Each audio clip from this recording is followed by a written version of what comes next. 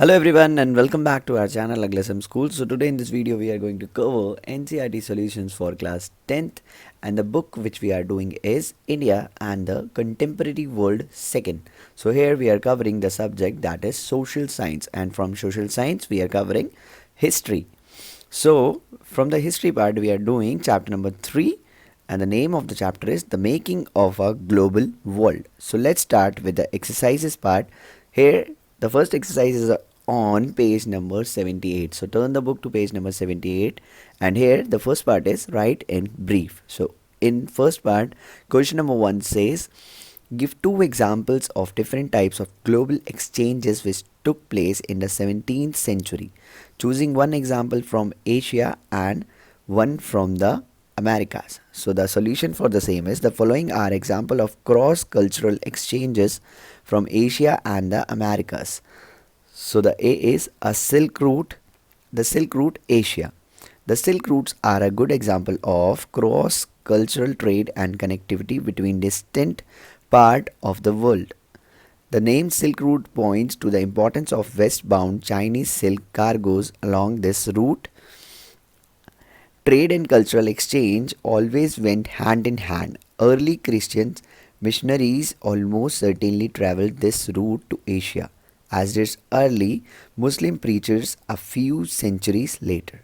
So the B is food from Americas. The food that is a part of staple diet today, like potatoes, soya, groundnuts, maize, tomatoes, chilies, sweet potatoes, etc., were not known to our ancestors until the accidental discovery of the Americas by Christopher Columbus. These foods only made it to Europe and the rest of the world after this monumental discovery of the new continent. So now let's come to question number 2. So question number 2 says explain how the global transfer of disease in the pre-modern world helped in the colonization of the Americas.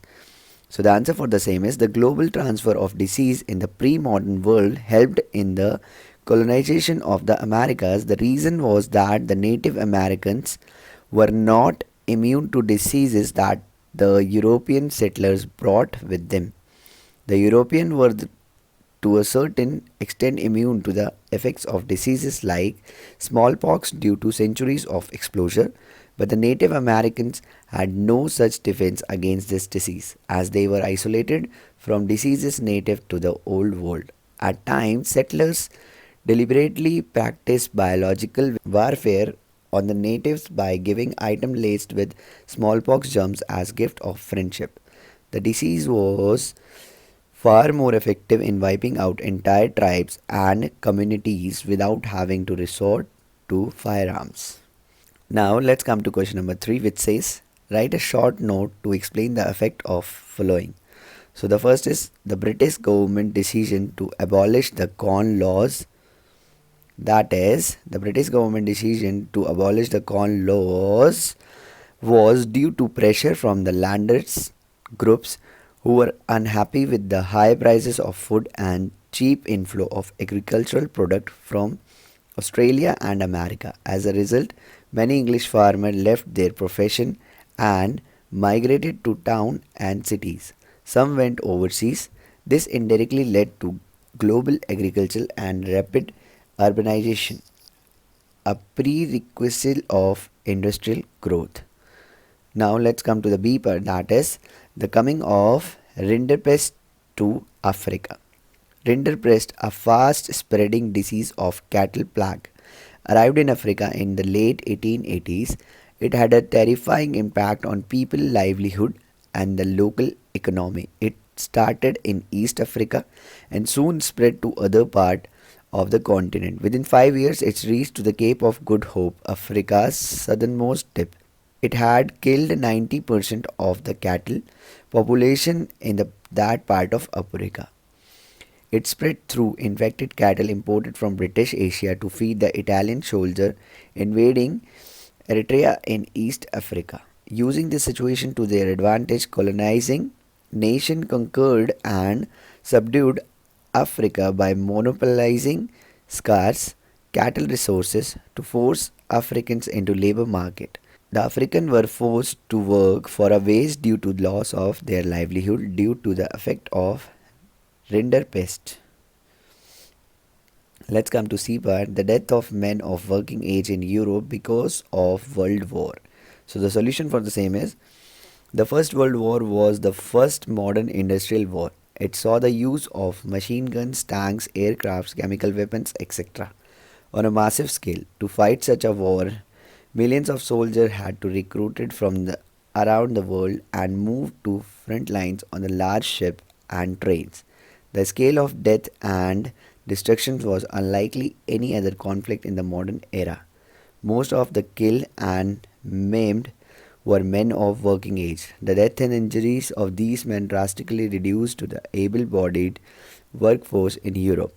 Within favor members within the family, household incomes declined after the war. Thus, women stepped in to do the jobs that were earlier done by men. It increased the role of women led to the demand for equal status in society. It made the feminist movement even stronger. Now let's come to the D part, that is the Great Depression on the Indian economy. And the E is the decision of MNCs to relocated production to Asian countries. Let's start with the D part, that is in the 19th century, colonial India had become an exporter of agricultural goods and importer of manufactures. The impact of the Great Depression in India was felt especially in the agricultural sector. It was evident that the Indian economy was closely becoming integrated into global economy. India was a British colony and exported agricultural goods and imported manufactured goods. As international prices crashed, so did the prices in India. The wheat prices in India fell by 50% between 1928 and 1934. Let's come to the E part. Wages were relatively low in Asian countries like China, thus they became lucrative destinations for investment by foreign MNCs competing to dominate world market. The relocation of industry to low-wage countries stimulated world trade and capital flow. Now let's come to question number 4, which says give 2 examples from history to show the impact of technology on food availability. So the answer for the same is improved transportation system. Improved transportation system helped the food get delivered on time to the market without any harm. Faster railways, lighter wagons, and the larger ships helped move food cheaply and quickly from far away farms to final markets. Refrigerated ships. The development of refrigerated ships enabled the transport of perishable foods over long distances. Animal were slaughtered for food at the starting point in America, Australia, or New Zealand and then transported to Europe as frozen meat. This reduced shipping cost and lowered meat prices in Europe. The poor in Europe could now add meat to their diet, which was monotonous with only bread and potatoes. Let's move on to next question, that is question number 5. What is meant by Bretton Woods Agreement? So the solution for the same is in order to preserve economic stability and food employment in the industrial world, the post-war international economic system was established. To execute the same, the United Nations Monetary and Financial Conference was held in July 1944 at the Bretton Woods in New Hampshire, USA. The Bretton Woods Conference established the International Monetary Fund (IMF) to deal with external surpluses and shortage of its member nations. The International Bank of Reconstruction and Development, popularly known as the World Bank, was set up to financial post-war reconstructions, and they started the financial operation in 1947. Under the agreement, currencies was pegged to the price of gold and the US dollar was seen as reserve currency linked to the price of gold. Decision-making authority was given to the Western industrial power. The US was given the right of veto over key IMF and World Bank decisions. The Bretton Woods system was Based on fixed exchange rate, the Bretton Woods system opened an era of unique growth of trade and incomes for the Western industrial nation and Japan. So now let's come to the seventh question, because sixth question is to do yourself. So we are moving to question number 7. So question number 7 says, explain the three type of movement or flows within the international economic exchange. Find one example of each type of flow which involved India and Indians. Write a short account of it. Solution is the three type of movement or flows within the international economic exchange and trade flows, human capital flows, and capital flows or investment. These can be explained as the trade in agricultural products, migration of laborers, and financial loans to and from other nation. First is the flow of trade, trade in good, example growth or wheat. India was a hub of trade in the pre-modern world, and it exported textile and spices in the return for gold and silver from Europe. Fine cotton was produced in India and was exported to Europe. With industrialization, British cotton manufacture began to expand. The industrialists pressurized the government to restrict cotton import and protect local industries. As a result to the tariff that were imposed on cloth imports, the inflow of fine Indian cotton began to decline. So the second part is the flow of labor, the migration of people in search of employment.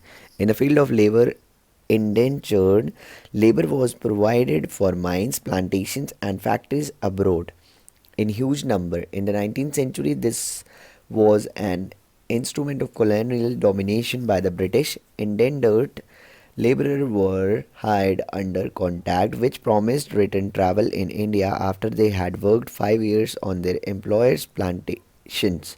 The living conditions were harsh and the laborer had little protection of the law or from it as they had little rights. Third is the movement of capital investment. Lastly, Britain took generous loan from the USA to finance the World War. Since India was an English colony, the impact of these loan debt was felt in India too. Food and other crops for the world market required capital. Large plantation could borrow it from banks and markets. So now let's come to question number 8, which says explain the causes of the Great Depression. So the solution for the same is the Great Depression was the result of many factors. First is agricultural overproduction was a major problem. As a result, agricultural prices fell. As prices fell, so did agricultural incomes. They increased the volumes of goods in the market. The situation got worse in the market. Prices fell down further. Farm produce began to rot due to the lack of buyers. Second point is prosperity in the USA during the 1920s created a cycle of higher employment and incomes. It led to the rise of consumption and demands. More investment and more employment created tendencies of speculations which led to the Great Depression of 1929 up to the mid 1930s. The stock market crashed in 1929. It created panic among investors and depositors who stopped investing and depositing. As a result, it created a cycle of depreciation. Now, the third point is the withdrawal of US loan affected the rest of the world in many different ways. In Europe, it led to the failure of the major bank and the collapse of major currencies such as the British pound, sterling. Some of the banks closed down when people withdraw all their assets, leaving them unable to invest. Some banks called back loans taken from them at the same dollar rate in spite of the falling value of the dollar. Now let's come to question number 9, which says explain what is referred to as a G77 countries. In what ways can G77 be seen as a reaction to the activities in the Bretton Woods twins? After the Second World War, many parts of the world were still under European colonial rule, and it took over 2 decades for the colonies in Asia and Africa to become free independent nation. When they became free, they faced many other problems such as poverty, lack of resources, etc. Economics and societies were handicapped for being under colonial rule for long period. As colonies, many of the less developed regions of the world had been part of Western empires. The policy of a Bretton Woods twins tilted more in favor to the developed nation of the Western world. Now, ironically, as newly independent countries facing urgent pressure to lift their population out of poverty, they came under the guidance of international agencies dominated by the former colonial power. Therefore, these colonial organized themselves as a group, the Group of 77 or G77, to demand a new international economic order NIEO. By the NIEO, they meant a system that would give them real control over their natural resources, more development assistance, fairer prices of a raw material, and better access for their manufactured good in developed countries market. So guys, this is all for the chapter and the video too. Thank you so much guys for watching this video till the end. If you like our video, then hit the like button and share this video with your friends to get updates related to NCERT solutions. And the most important thing of the video is that don't forget to subscribe our YouTube channel, that is AglaSem Schools. We'll see you in the next video. Till then, take care. Bye bye.